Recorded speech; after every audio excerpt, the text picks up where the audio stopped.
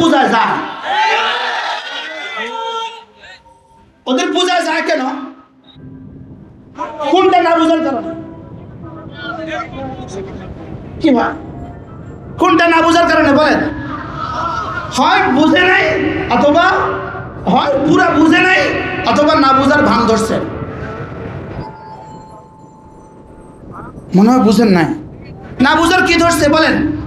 ভান ধরছে। যদি আপনি আগামী ভোট, আপনার পক্ষে ভোট কালেকশনের জন্য আপনি যদি ওদেরকেও গ্রহণ করেন সাময়িক সময়ের জন্য, মনে রাখবেন ভোট আপনাকে দিবে না, ফাঁকে আপনার ঈমান চলে গেল। বাস্তব না বাস্তব বলেন?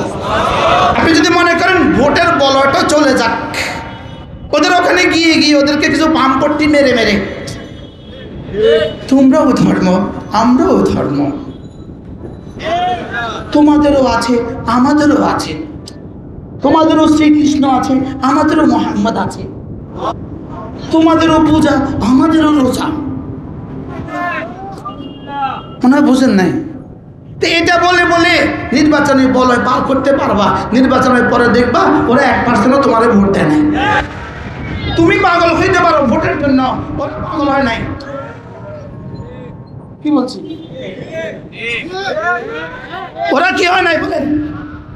ওরা ওরা ওরা ঠিক মতোই বুঝে, ওরা ঠিক মতোই বুঝে কি লেগে আছে কি লেগে যা। কি হয় তাহলে আমাদের ধর্ম একমাত্র ধর্ম না শ্রেষ্ঠ ধর্ম? লেকিন আমাদের নবীজি শ্রেষ্ঠ নবী। বলে যে এটা কেন বললেন একমাত্র নবী, কেন বললেন না? কারণ এর আগে 1.25 লাখ নবী আছে। এর আগে কি আছে বলেন? 1.25 লাখ নবী যেহেতু আছে, তো 1.25 লাখ নবীর মধ্যে আমাদের নবীজি শ্রেষ্ঠ নবী।